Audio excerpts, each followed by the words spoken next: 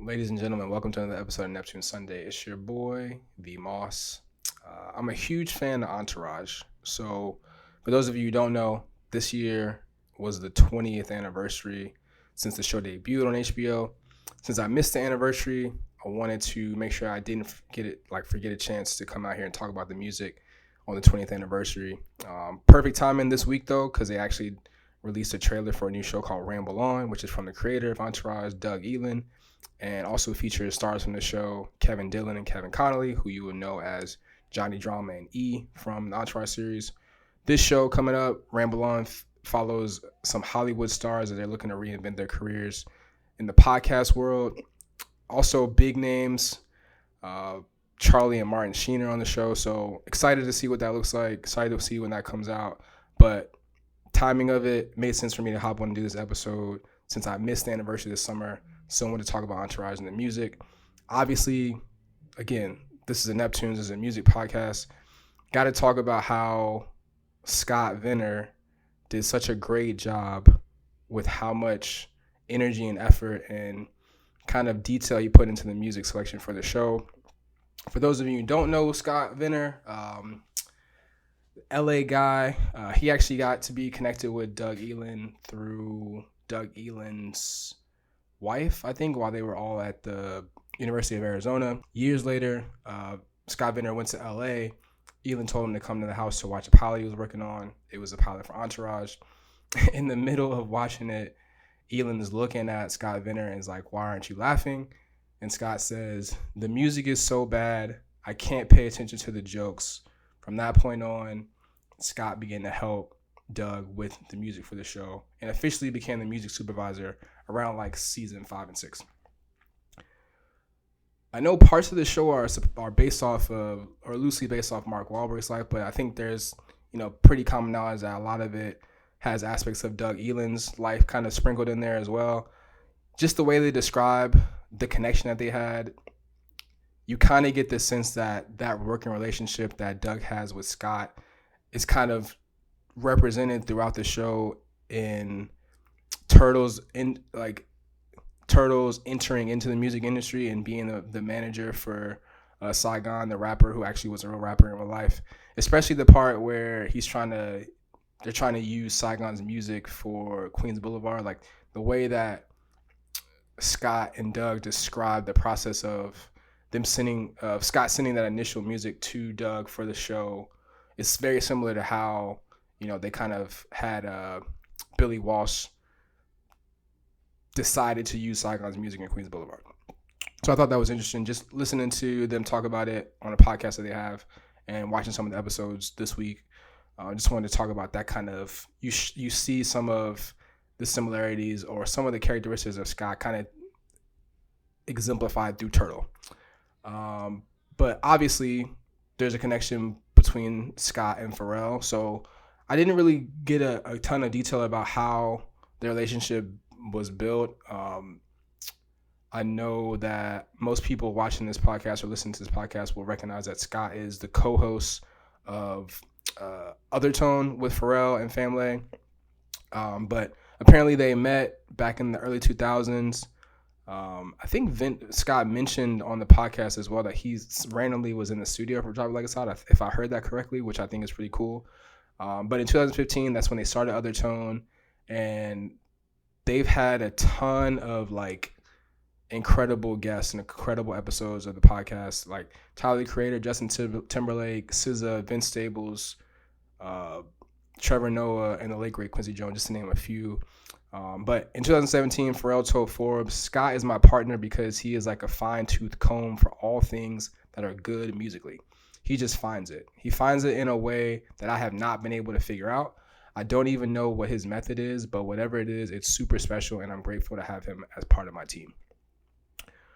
So, like I said, go listen to the episode of the Victory podcast, which is Doug Ellin and Kevin Connolly, and Kevin Dillon's podcast, which is they've been doing it since 2020. So they've got a ton of, Easter eggs and ton of like special guests talking about a lot of behind the scenes stuff for the show. But just to give more background on, kind of why I'm having this conversation or talking about the music and how much of a fan I am of it. The first few seasons, Scott talks about how he kind of just sent the songs to Doug, and he wasn't really sure whether they were going to get placed, which I thought was really interesting, because you wouldn't be able to tell that, like, especially when you talk about the first song that he really sent that caught Doug's attention was Jay-Z Lucifer, which is the end credits for the first episode of the whole show. And it fits perfectly. I think Scott did a great job of showcasing a lot of diverse different types of music, and it didn't feel like it was out of place. Like it didn't feel like it was forced.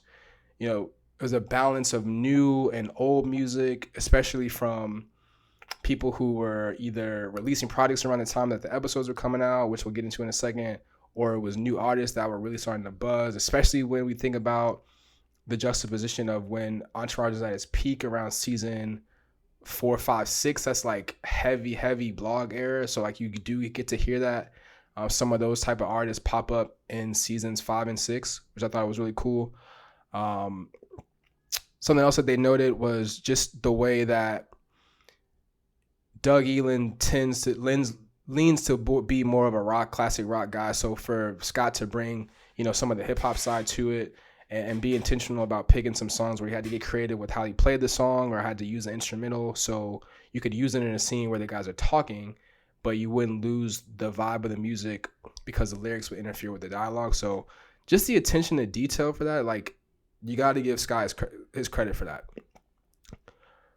Obviously, we're going to get into my favorite Neptunes placements in the show, but I want to start off with like talking about some of my favorite moments that are non-Neptunes, just because it's important to like just showcase how crazy some of these placements were and how like impactful they were and just fitting with the season or with the episode or with the moment on the show.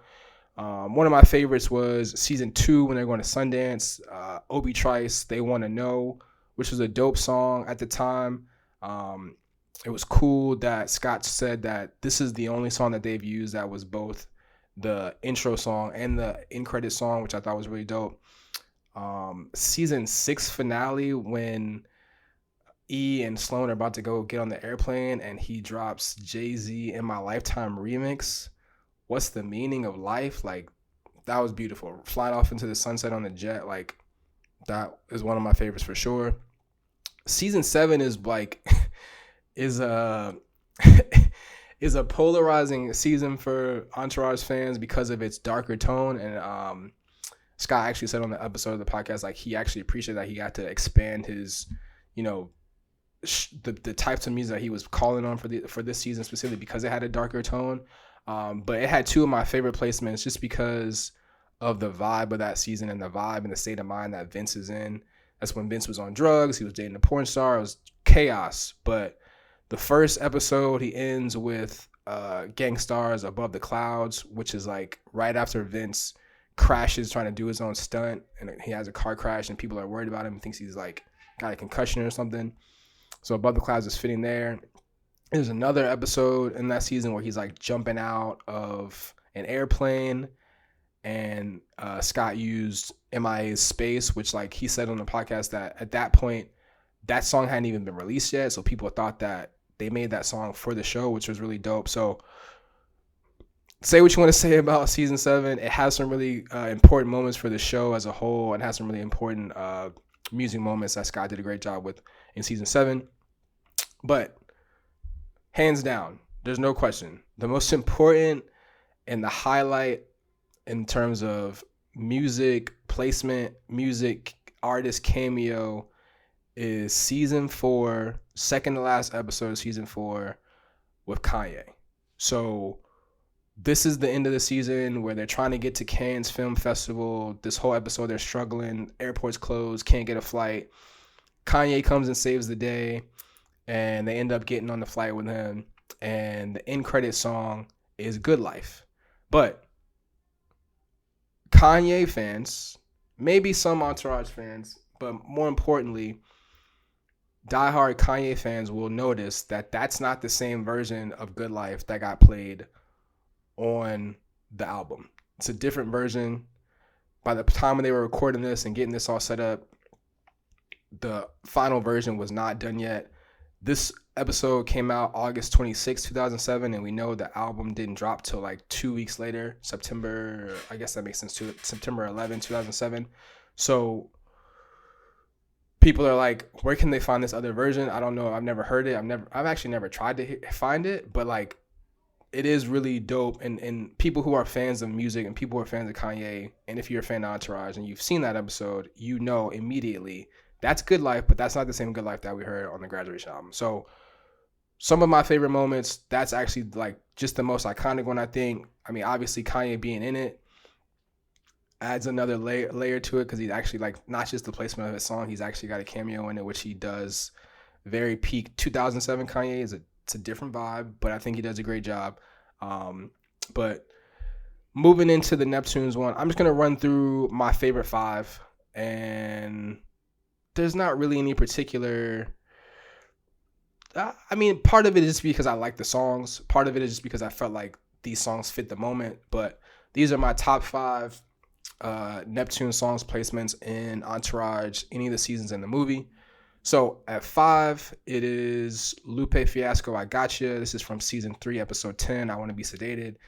This is the episode which is one of my favorites. It's when Turtle is trying to go get his record deal signed with Saigon, and Saigon doesn't show up.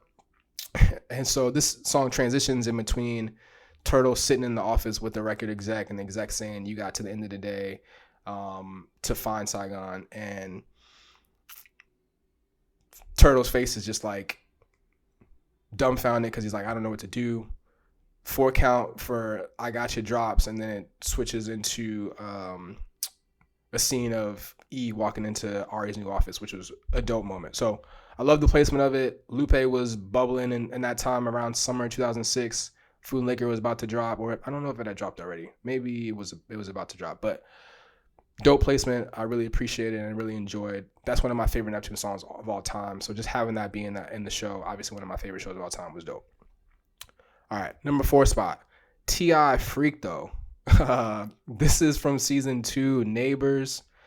The neighbors are beautiful women. They're working women. And this is in a scene where Drama, Turtle, and another neighbor, Bob Saget, R.I.P. Bob Saget from Full House, are hanging with some of these women by the pool. So the song was very fitting. Obviously, the song is from the Urban Legend album, which was still in rotation around that time, which I think it had been out for a little while, but it was like, if you know Urban Legend, you know Urban Legend had a ton of singles on it and had a ton, like a long shelf life, was basically blasting for a year. So dope placement for that song. Also important to note, like T.I. makes like actual cameos in the show twice. He's in one of the episodes in season 5. He's actually like as a client of Ari. He's coming to the office for a meeting about a movie. And then he's actually in the Entourage movie back in 2015. He's with Tiny in the office, in the doctor's office, and he runs into E and a pregnant Sloan. T.I. is making jokes about potentially having Tiny have another baby and how he's got a, like, it's one of my favorite cameos from that movie. All right, next up, number 3, Family Get Busy. So, hey, Family, VA's finest. We, like, anytime we can show love to Family, it's a big deal. Get Busy is on episode 8 of season 2 called Oh Mandy. This is a scene where the Entourage boys are blasting Family Get Busy in the car as they're about to drop off Vince at a fancy restaurant to have dinner with Mandy Moore. If you don't know the story, there's some drama between Vince and Mandy Moore as they're preparing for his Aquaman movie. I love the fact that they put this in there, and this was a time where like everyone that was who's a fan of the Neptune Star Trek movement, we were all excited about Family's projects about to drop, and so the mixtape was out, and Get Busy was one of the best songs. The beat is crazy on Get Busy. One thing I will say, Entourage fans will never be cool with 2 people, Mandy Moore and Bobby Flay. If you know, you know. All right, number two. My last two are from the movie. So number two is Hunter. This is from, like I said, from the movie. It's a scene. Vince is stalling. He doesn't want people to see his new movie. He's supposed to show it on a big screen to a bunch of people at his house at a party.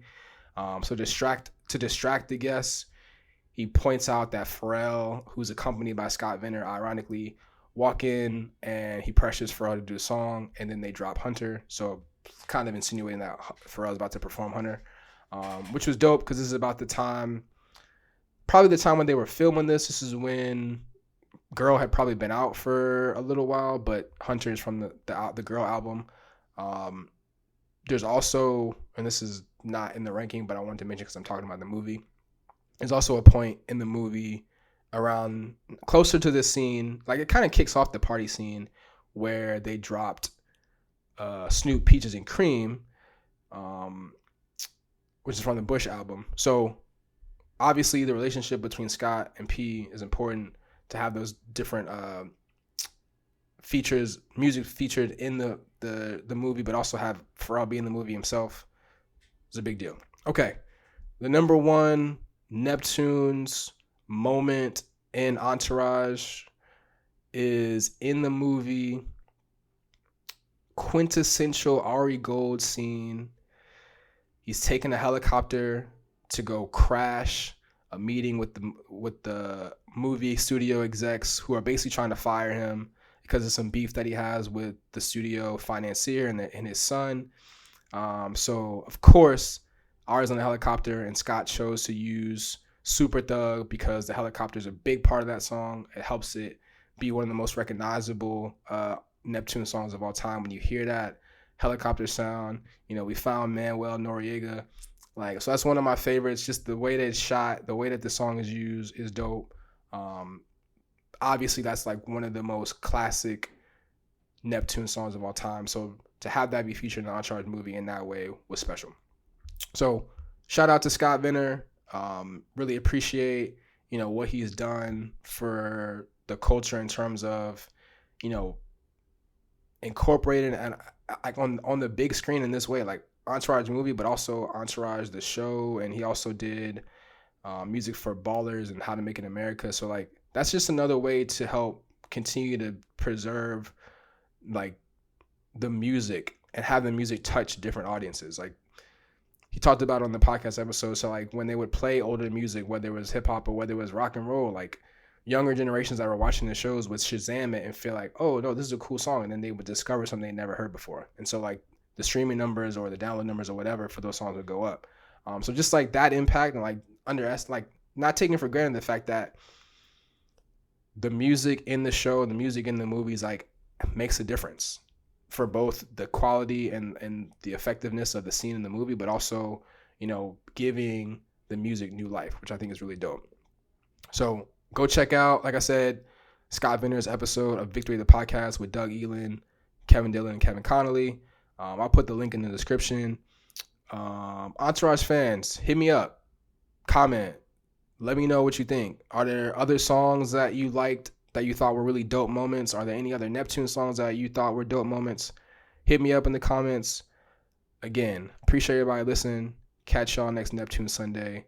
Peace and love.